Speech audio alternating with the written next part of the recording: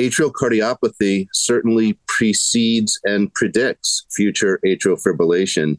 There's some additional analyses that we're doing in the Arcadia data set that will support that observation that's already been made multiple times before.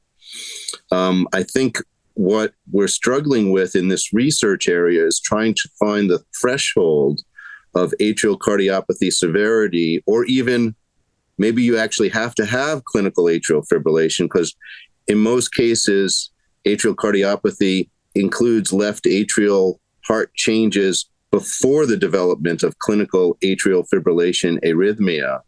And so, there's, I think, increasing evidence that, in fact, we may need to go over that threshold where you actually have atrial fibrillation before you start anticoagulation. And even once we go over that threshold into atrial fibrillation, there are still nagging questions about how much atrial fibrillation do you have to have? Is it just 30 seconds one time and then you need anticoagulation forever? Or do you need a substantial and continuing burden of atrial fibrillation to make the anticoagulation the best therapy? That is still an unanswered question, and I think the focus of some ongoing and recently published trials.